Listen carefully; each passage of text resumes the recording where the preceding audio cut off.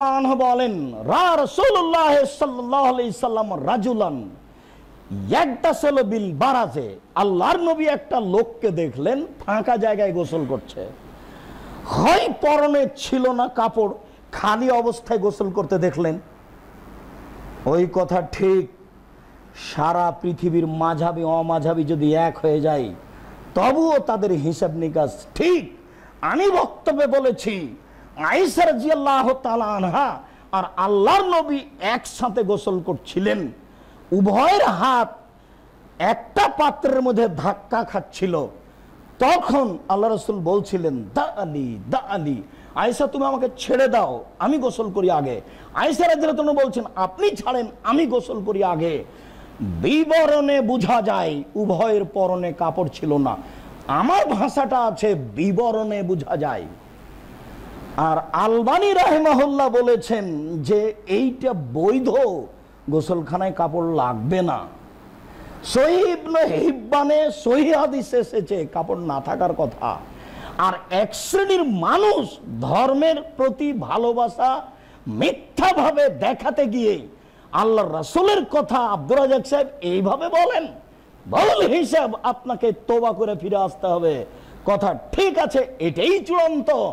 আপনি নিজে দেখতে পারেন আলবানীর আদাবুজ জোফা, বাসর ঘরের আদর্শ বইয়ের নাম, বাসর ঘরের আদর্শ, আদাবুজ জোফা, বাসর রাতের আদর্শ, বাসর রাতের আদর্শ আলবানী রাহিমাহুল্লাহর বিস্তারিত লেখা।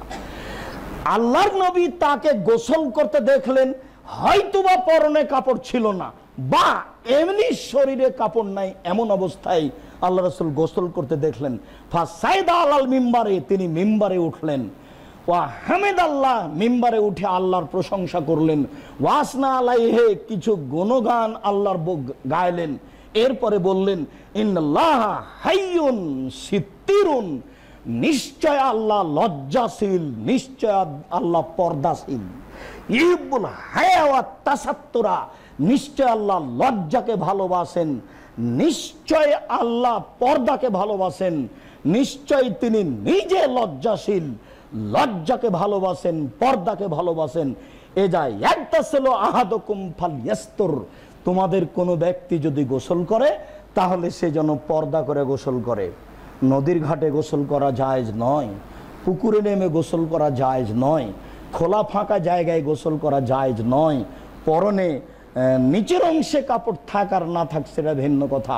খোলা মাঠে এইভাবে গায়ের কাপড় খুলে পুরুষেরই গোসল করা ঠিক নয়, মহিলা তো বহু দূরের কথা। আপনাদের গ্রামের বাড়িতে তো মহিলারা পুকুরে গোসল করে, পুরুষও আছে নারীও আছে। নদীর ঘাটে গোসল করে, পুরুষও আছে নারী আছে। পুরুষে কোনো জায়গায় খোলা জায়গায় গোসল করতে পারে না। জরুরি আদেশ, রাসূল সাল্লাল্লাহু আলাইহি সাল্লাম মিম্বারে উঠে জোরালো বক্তব্য দিলেন। বক্তব্যে তিনি এই কথা বললেন, আল্লাহ লজ্জাশীল, লজ্জাকে ভালোবাসেন। শোনো, তোমরা যখন কোনো ব্যক্তি গোসল করবে সে তখন না জেনে যেন পর্দা করে নেয়।